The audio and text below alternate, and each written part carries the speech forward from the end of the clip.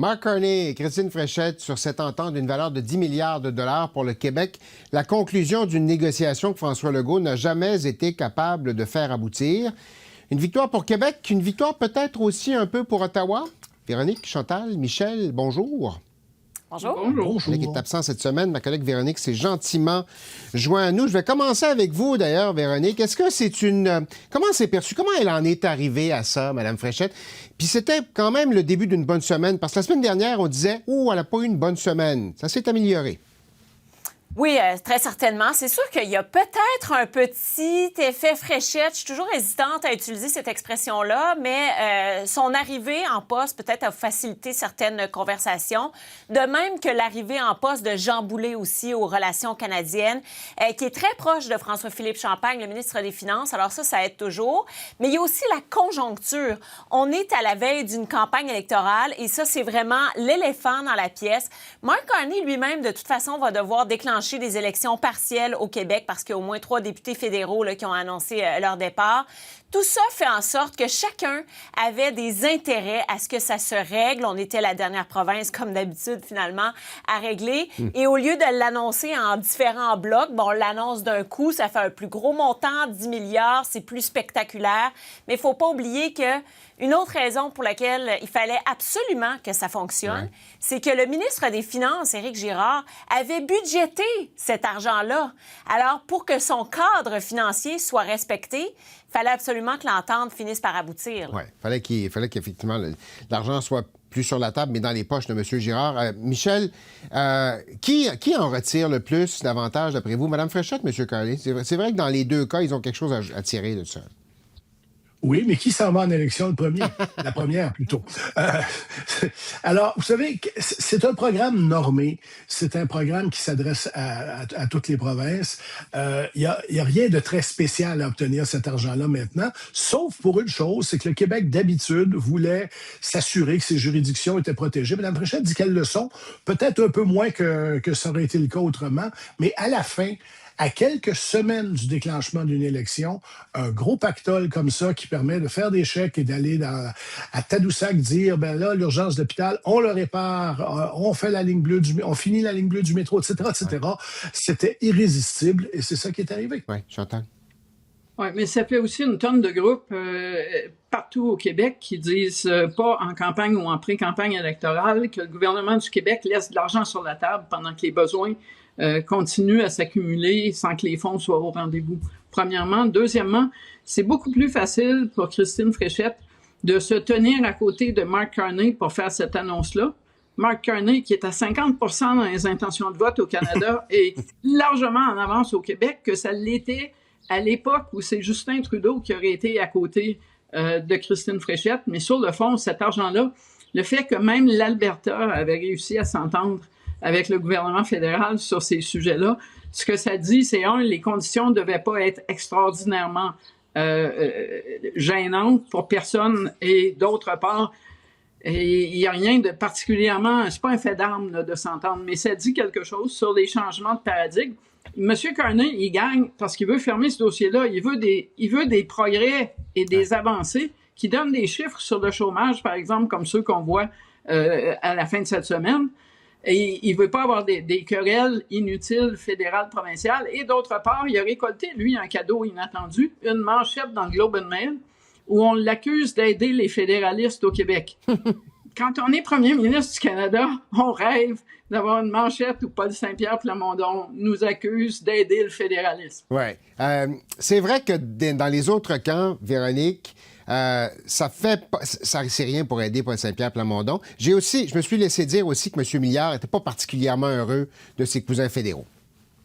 Oui, absolument, parce que celui, normalement, qui devrait être un petit peu plus proche du Parti libéral du Canada, même si on a vu qu'à l'interne, au Parti libéral du Québec, on voulait pas trop faire les parallèles. Hein? Je veux pas vous ramener toute l'histoire de Pablo Rodriguez, évidemment, là. Mais quand même, habituellement, le courant, quand il passe, c'est entre les deux partis de libéraux. Là, le fait que Christine Fréchette semble vouloir se rapprocher de M. Carney. Notamment, on peut se douter que c'est en raison de sa popularité. Là, Chantal et Michel viennent de le dire. Elle a tout intérêt à s'afficher à ses côtés. Le fait aussi qu'il y a des gens à l'intérieur de la CAQ qui sont amis, qui ont des atomes crochus. Je vous ai nommé Jean Boulet, là, qui ont des atomes crochus avec le Parti libéral du Canada. Évidemment que ça, le Parti libéral du Québec regarde ça de loin en se disant, mais coudonc, en campagne électorale, est-ce que on pourrait se faire avoir, puis est-ce qu'il pourrait y avoir des déclarations ou des rapprochements qui pourraient se faire, finalement avoir un impact sur nous? Moi, j'ai l'impression que le Parti libéral du Canada va tenter de se faire le plus discret possible à ce niveau-là, tout en essayant quand même de contrer un quelconque vent souverainiste ou une quelconque avancée de Paul Saint-Pierre Plamondon, mais ça va être un travail d'équilibriste qui sera quand même pas évident, moi, je pense. Oui, Chantal, j'ai vu réagir. Mais il faut se rappeler aussi que les fois précédentes où il y avait un vent ou un projet référendaire dans l'air, l'option fédéraliste que le gouvernement fédéral du jour, qu'il soit conservateur ou libéral, c'était le Parti libéral du Québec. Mm-hmm. Mais la CAQ n'était pas dans le portrait ou dans le paysage. Là, la CAQ est non seulement le gouvernement sortant, mais du fait de ce gouvernement-là, les amitiés dont on parle, là, ça s'est tissé aussi au fil de dossiers sur une dizaine d'années. Alors, ce n'est plus la seule option qu'on puisse aider pour s'assurer qu'on ne se retrouve pas dans un débat référendaire au Québec. Et ça change aussi la donne. Ouais. Je vais vous entendre rapidement, mais je vais commencer avec vous, Michel, sur la visite de Mme Smith à Québec. C'est quand même inhabituel. Moi, je ne me souviens pas d'une première ministre ou d'un premier ministre d'Alberta qui va faire un tour à Québec comme ça de l'histoire récente. Qu'est-ce que ça envoie comme message? D'abord, de l'histoire récente, peut-être, mais de l'histoire un peu moins récente. Peter Lougheed était tout à fait le meilleur allié de René Lévesque autour de la table des premiers ministres. Ça ne veut pas dire que ça l'a beaucoup aidé le jour du rapatriement de la Constitution, mais ça, c'est notre histoire. Mais il y a toujours eu des atomes crochus entre le Québec et l'Alberta, ne serait-ce parce que c'est les deux provinces les plus autonomistes. Je suis pas sûr que Mme Fréchette a particulièrement apprécié que Mme Smith vienne lui dire allez-y avec le gaz naturel, c'est une bonne affaire, ça. Je suis pas sûr que, si je me souviens bien de l'ancien premier ministre, il parlait d'acceptabilité sociale sur ces choses-là. Alors, je suis pas sûr qu'elle a beaucoup changé, mais je ne pense pas que la visite de Mme Smith ait révolutionné quoi que ce soit, mais c'était pas une mauvaise affaire pour personne non plus. Bon, Véronique puis Chantal après. Bien, c'est sûr que ça peut lui donner de l'envergure à Christine Fréchette de commencer à rencontrer d'autres premiers ministres en tant que première ministre, parce qu'elle n'en a pas rencontré. C'était la première, là, Mme Smith. Là. Habituellement, on rencontre l'Ontario. Là. Doug Ford, elle ne l'a pas encore rencontré en personne. Elle aura l'occasion de le faire cet été au Conseil de la Fédération. Mais le fait d'avoir cette visite d'une première ministre qui se déplace à Québec, je comprends qu'il y avait une autre occasion pour le faire. Là. Mais le fait qu'elle se déplace à son bureau, bien, comme je le disais, ça donne de l'importance quand même à Christine Fréchette. Oui, Chantal. Le premier ministre qu'on a hâte de voir venir à Québec ou de voir Mme Fréchette rencontrer dans les dossiers actuels, c'est celui de Terre-Neuve et Labrador, franchement. Oui. Parce que le dossier important fédéral-provincial, au-delà des paroles et des mots, c'est vraiment le dossier de Churchill Falls. Et on imagine que ça avance, c'est silencieux, ce dossier-là, mais c'est quand même le plus pressant. Quant au lien avec l'Alberta, je vous ferai remarquer que depuis le début du 21e siècle, les Québécois ont élu ou donné des sièges au Québec francophone à un premier ministre de l'Alberta qui s'appelle Stephen Harper, qui était conservateur, et la majorité des sièges au Québec à un premier ministre qui a des racines en Alberta qui s'appelle Mark Carney. Alors, oui, effectivement, il y a quelque part des atomes crochus. Cela dit, là, je veux pas être cynique, mais c'est quand même la première ministre du gouvernement le plus instable au Canada, on parle de l'Alberta, qui a rencontré la première ministre la plus fragile politiquement au Canada. On parle de Christine Fréchette. On verra où est-ce que les deux seront dans 6 mois. Non, les compagnons d'infortune, peut-être, on verra. Là, je vous fais faire un saut du côté d'Ottawa. Il y en a un autre qui s'est déplacé pour une rencontre. Dominique Leblanc qui est allé voir son homologue du côté américain. On n'a pas l'impression que ça avance énormément de ce côté-là. En fait, on a l'impression que la négociation fait un peu... La révision, devrais-je dire, fait un peu du surplace. Michel, qu'est-ce qui est en train de se passer? Est-ce que le Canada a réussi à se tailler une place à la table cette semaine? Pas beaucoup. Ce qu'on sait, c'est que le Mexique est en train de négocier avec les États-Unis. Il y a un programme, il y a un cadre qui a été de négociation de ces deux pays-là. Le Canada n'est pas invité. Alors, et le Canada n'a pas son propre cadre. Alors, ça veut dire quelque chose. De toute évidence, l'administration Trump veut diviser pour régner. Là-dessus, on veut découpler le couple Canada-Mexique pour ça va être plus facile de faire ça. Et d'autre part, on sent aussi du côté de M. Trump une faiblesse du côté canadien.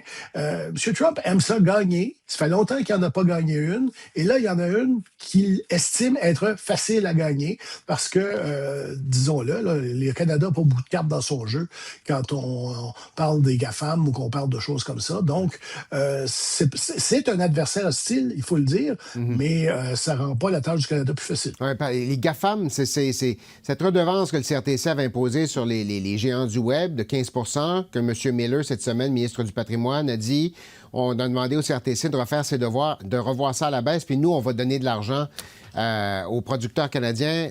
Véronique, comment est-ce que vous percevez ça? Est-ce qu'on a l'impression de faire encore des concessions pour pas grand-chose, d'après vous? Du point de vue politique, ici à Québec, oui, l'impression, c'est qu'il y a encore des concessions, mais d'un point de vue, les gens qui nous écoutent en ce moment, là, l'interlocuteur est puissant, là, les États-Unis, mais par contre, étant donné qu'il n'est pas nécessairement considéré sérieux ou crédible à ce moment-ci, j'ai comme l'impression qu'il y a bien des gens qui pardonnent beaucoup de choses à Mark Carney, justement, dans ce débat-là, puis dans la renégociation à venir et tout ça, comme si on se disait, il fait ce qu'il peut, finalement. Il fait ce qu'il peut pour mettre les chances de son bord, pour être capable, à un moment donné, de négocier avec Donald Trump. Alors, est-ce que les gens vont lui pardonner encore longtemps et vont laisser passer des choses comme ça? Mais c'est sûr qu'ici, à Québec, d'un point de vue vraiment politique, on sourcille en voyant ça. Là. Ouais. Le ministre de la Culture n'a pas du tout aimé ce qu'il a vu cette semaine. Parce qu'il y avait des sous, il y avait des sommes considérables en jeu, évidemment, puis effectivement, l'enveloppe offerte par Ottawa est pas mal moins généreuse. Chantal, un autre truc qui n'a pas fait réagir beaucoup la semaine dernière, le retour du 51e État sur le compte Truth Social de M. Trump, on a l'impression que tout le monde a pris un grand respire puis qu'on a des réactions pas mal plus mesurées là-dessus du côté canadien. Hein? C'est parce qu'il n'y a rien de particulièrement concret à poursuivre la discussion sur le 51e État, à part de comprendre que il n'y a rien à comprendre à la gestion de ce dossier-là par le président Trump. Il oblige son ambassadeur à relayer tous les messages qui touchent au Canada et qui viennent dans le milieu de la nuit de sa présidence. Le problème, c'est qu'il a transformé son ambassadeur en persona non grata au Canada, donc incapable de faire son rôle d'ambassadeur à 100%. Mais sur les concessions de cette semaine, d'abord, ces dispositions-là contre les plateformes numériques, c'est un irritant qui remonte même à l'administration de Joe Biden. Ouais. Tout le monde savait quelque part qu'un matin, comme celui de cette semaine, allait arriver à un moment donné. Monsieur Carney a essayé d'habiller ça dans « je m'occupe du coût de la vie et de votre portefeuille ». Sérieusement, Daniel, si votre plus gros problème, c'est une augmentation possible de votre abonnement à Netflix, plaignez-vous jamais de l'augmentation du coût de la vie, parce que c'est se moquer des gens qui ont des vrais problèmes. Ouais.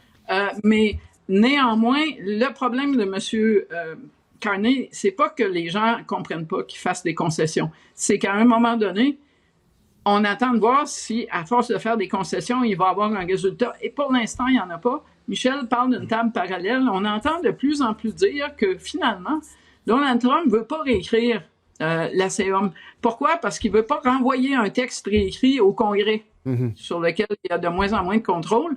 Donc, il se cherche deux ententes parallèles. Comprenez là-dessus, deux listes de concessions du Mexique et du Canada.